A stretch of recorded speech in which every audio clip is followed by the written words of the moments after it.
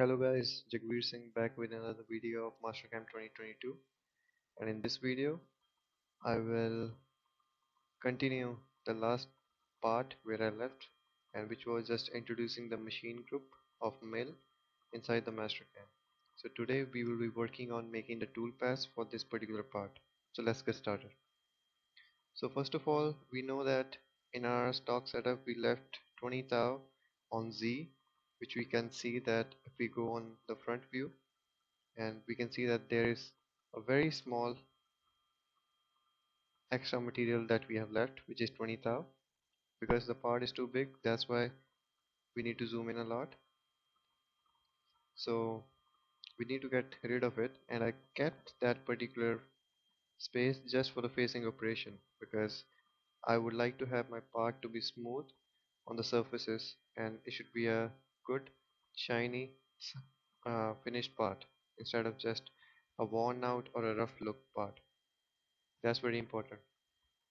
So I go to toolpaths and I will just click on face.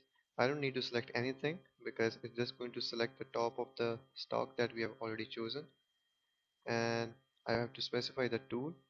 Generally we use face mill, so we click on select library tools, and then we can select the tool that we want to.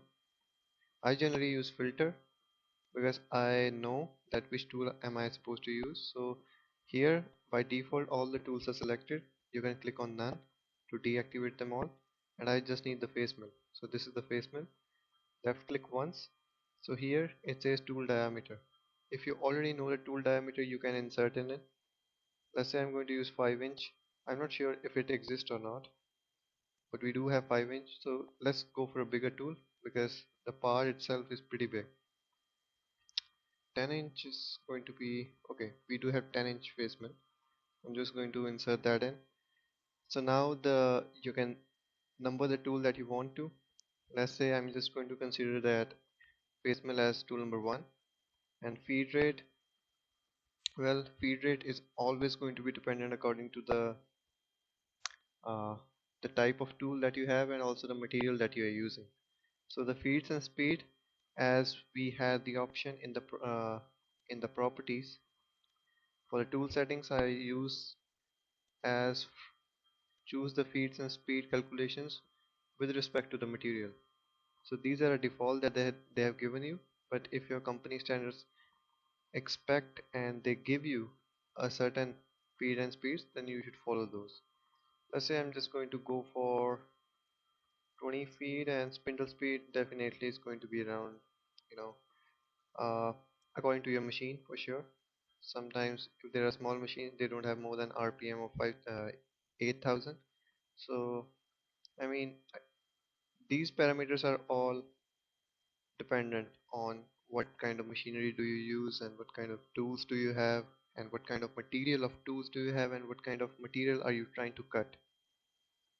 Plunge parameter rate, I'm just going to keep any random parameters. It all depends. Plunge rate is basically by which the tool will plunge through the material. So I'll go to cut parameters. So cutting method, the way you want this part to be cut. So let's say I want the face mill from the top to be cutting this way, zigzag way, then zigzag one way, or you can also choose one pass, but it's not going to be possible. One pass is basically the entire face mill is going to go once and cut the entire top off, but because the diameter itself is way too big, it will show us an error. We can try this and I will show you like what exactly I mean. Stock to leave on floor, this is going to be 0 because we are getting rid of those 20 thou that we have kept initially, and that's the only material that we are trying to ship off. Depth of cut, you can always have whatever the amount that you want to have. Depth of cut, I generally give the parameter to be, it should be half of the diameter of the tool. So in this case we have 10-inch diameter of the tool, we can go with 5 inches with depth cut, but we are just cutting like 20 thou, so that's not a big deal. It doesn't even matter at all. So linking parameters, so clearance, As I always say, it all depends on the machine and also the setup of the way you're cutting the part. So clearance is the height. You can see in the picture as well that after the tool have done its cutting, this is the point from where it's going to start and end its operation once everything is done. So you need to make sure that clearance is the highest most point where you want to start so that it doesn't interfere with any particular surrounding parts, or it can be a fixture, or it shouldn't hit the fixture or other jaws and stuff. So you need to make sure about those kind of things. What I generally use is use clearance only at the start and end of the operation because it saves a lot of time for the part creation. I will also show you in some other videos that how all these parameters can also be effective in terms of time consumption, and also the material that you are going to be using in order to cut are very important and very specific. So all these factors make a huge play at the end of the day of how your part is going to look and what's going to be the productivity of those parts as well. So retract value is just going to be by what value is your tool going to retract back once the operation is done. Feed plane I generally keep anything above, so top of the stock is going to be 0. Well, top of stock is going to be 0.02, my bad, because we have 20 thou above the stock, so that's going to be 20 thou. And feed plane is basically my standard rule is 100 thou above the top of the stock. You can choose whatever the value you want to be.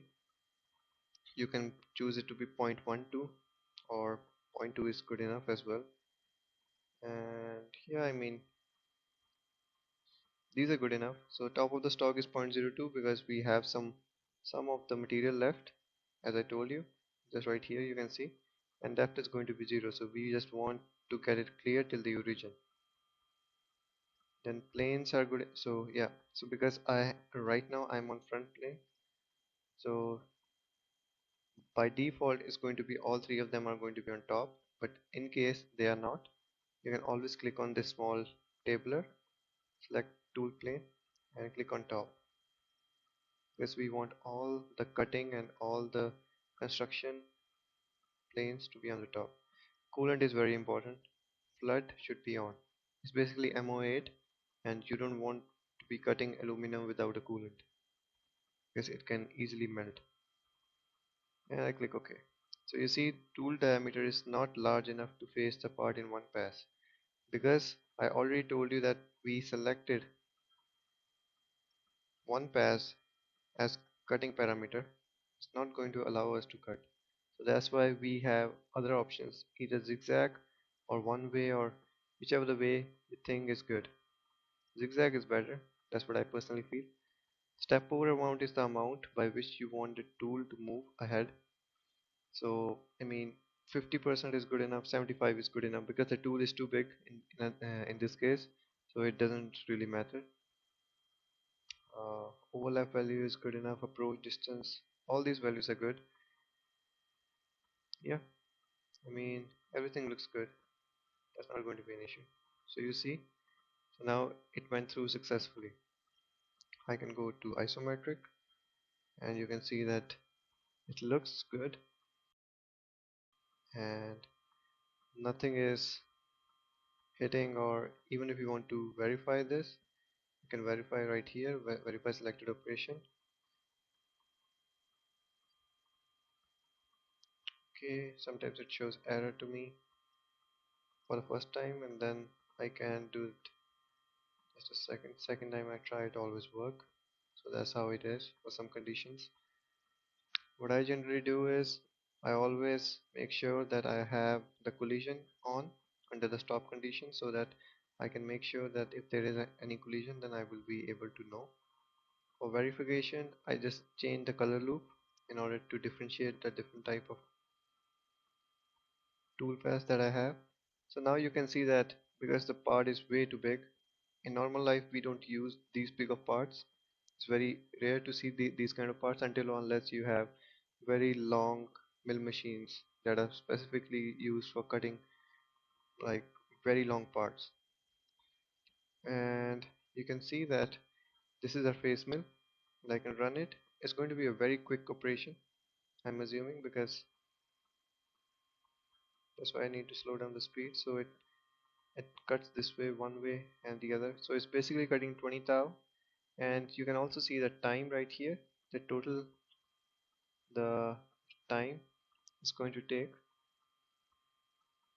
So total time is going to take 3 hours and something. So definitely you don't want to take that long to just have the operation for the facing to be done. So at end of these videos I will also show you how to make any program more efficient, and that's going to make our life very easy. So you can see that the facing operation is done. We are satisfied with what we want, and we can see that okay, this looks pretty good. So yeah, I mean that's pretty much it for this video, and in next video I will explain and go through the other operations as well, because the part that we chose to make in this Mastercam is pretty big. More or less it's the parameters are going to be off the charts because of the fact that the part what normally any industry would use is around 6 to 10 inches, or maybe at most the parts that I have worked in any industry is no more than about 12 inches in length, but this part is about 240 inches in length. So it all depends of how different kind of parts are you going to work with, but this is definitely an exaggeration of any sort of mill part that you are ever going to work in real life. So just like I said, that's pretty much it. So don't forget to subscribe and stay tuned for the next upcoming videos in which I'm going to cover all the other tool paths. So thank you for watching and take it easy. Bye.